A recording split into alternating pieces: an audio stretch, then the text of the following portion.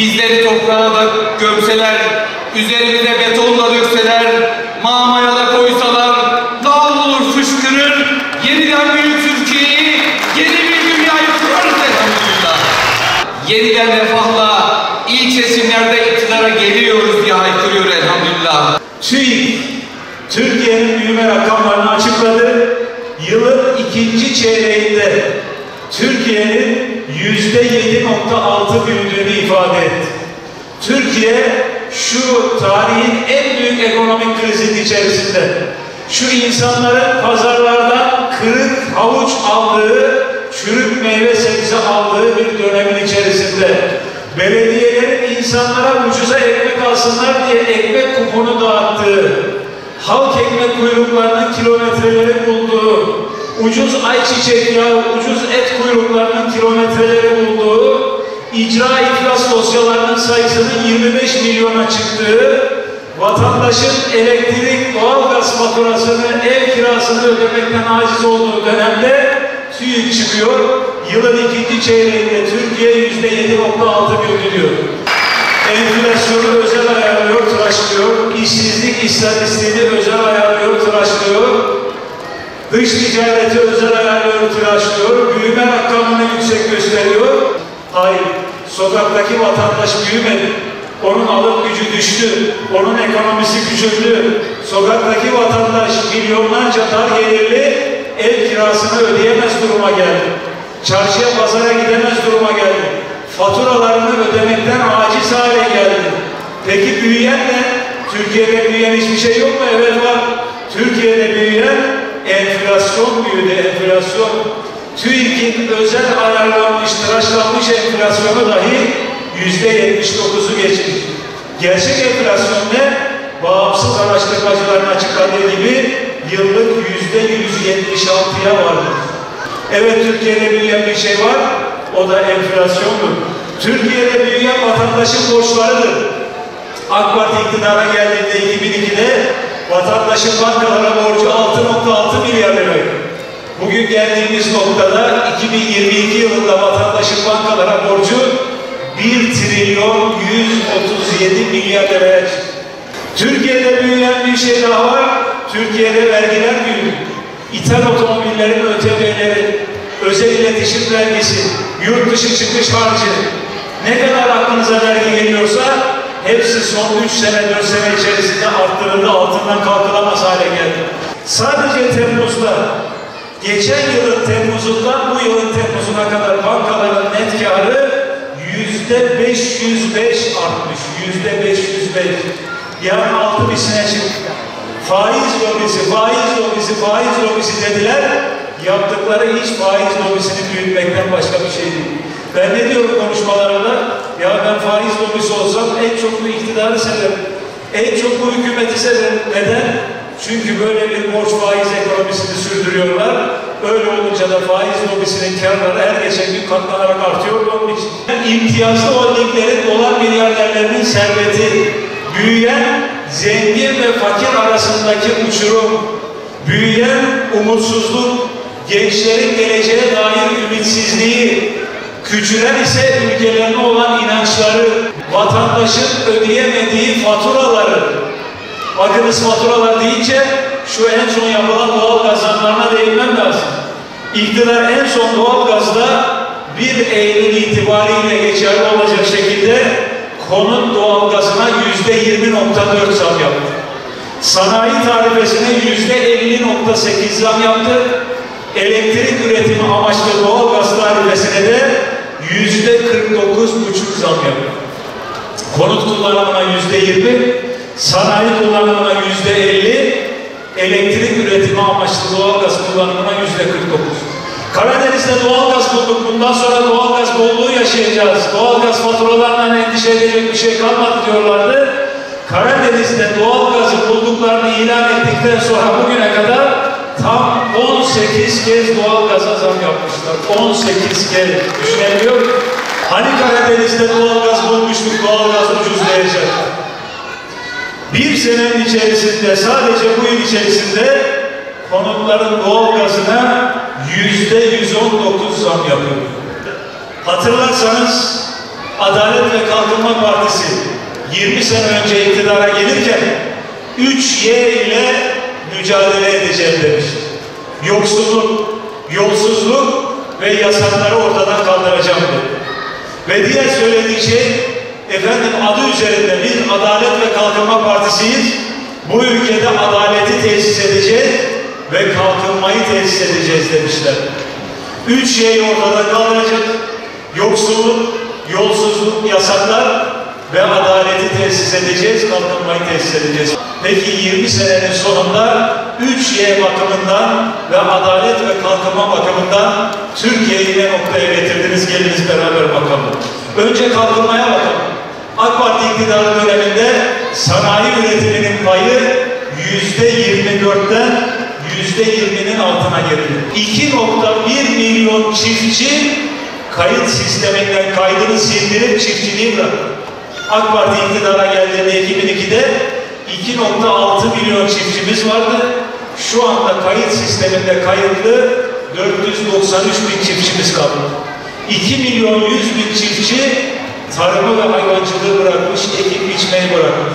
Bu nasıl bir kalkınmadır Allah aşkına? Birleşik Arap Emirlikleri'nin, Katar'ın, Suudi Arabistan'ın, Azerbaycan'ın peşinde koşup birkaç milyar dolar döviz için onların kapısında bekleyerek kalkınma mı olur? Sıcak parayla, borçla, krediyle, swap anlaşmasıyla kalkınma mı olur Allah aşkına? Peki adalet noktasında, Adalet ve Kalkınma Partisi adı üstünde kalkınmayı tesis edeceğim, adaleti tesis edeceğim diye yola çıktı. Adalet noktasında tablo ne? Bugün dünyanın belki de en modern, en büyük adalet sarayları yapılıyor ama içerisinde adaletin ağası bile yok. Adaletin olmadığı yerde zulüm olur, zulüm. Ve zulümle aman olunmaz.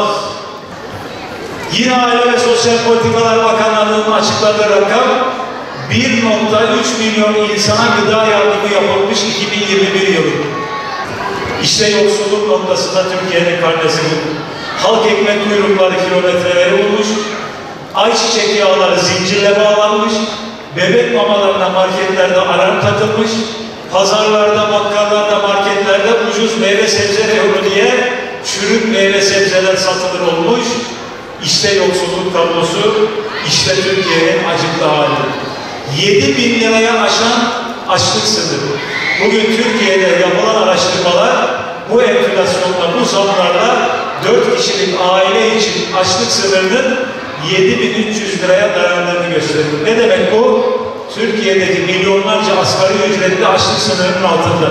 Türkiye'de halkın %50'ye yakını matematiksel olarak açlık sınırının altında gelire sahip.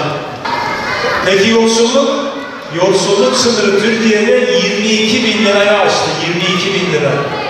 4 kişilik bir ailenin ben yoksul değilim, kendi ihtiyacımı kendim karşılıyorum elhamdülillah demesi için aylık en az 22 bin lira gelirinin olması lazım.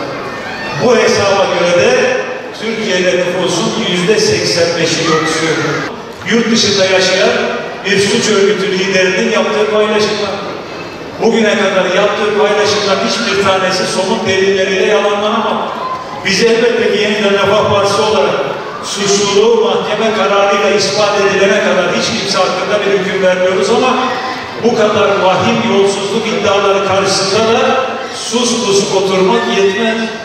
Sadece istifa ettirmek, sadece görevden almak yetmez. Bunların incelenmesi, araştırılması ve soruşturulması gerekir. Efendim bu iddiaları ortaya koyan suç örgütünün lideri. Yıllarca el ele kol kola aynen FETÖ'yle olduğu gibi onunla birlikte hareket ediyordu. Suç örgütü lideri dediğiniz şahıs yakın zamana kadar meydan mitingleri yaparak iktidara destek veriyordu. İktidar medyası da bu mitinglerin haberlerini yapıyordu. O zaman beraberken suç örgütü lideri değildi, şimdi mi suç örgütü lideri?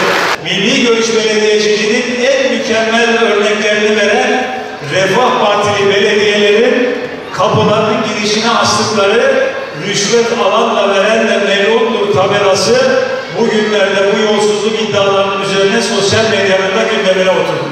Adalet noktasında inceledik, kalkınma noktasında inceledik, yolsuzluk ve yoksulluk noktasında geldikleri noktayı inceledik.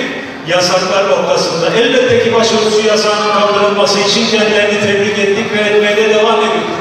Ancak bununla birlikte her türlü muhalif hareketi yakışıksız ifadelerle engellemeye çalışmak, susturmaya çalışmak, hiçbir eleştiriye açık olmamak, yanlışa yanlış, doğruya doğru denmesine bile tahammül etmemek, elbette ki bunları da tasvip etmemiz mümkün değil.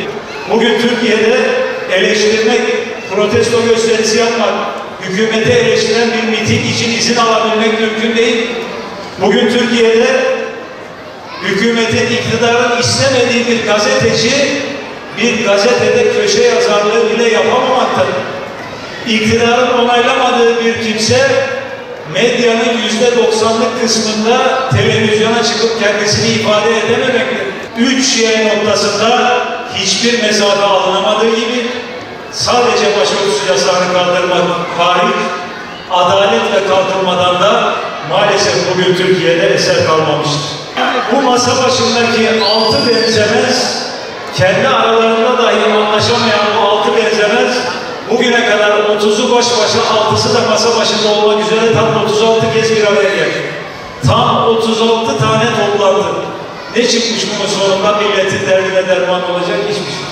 Güçlendirilmiş parlamenter, güçlendirilmiş parlamenter, başbakan ayrı olacak, cumhurbaşkanı ayrı olacak. Habire söyledikleri bu.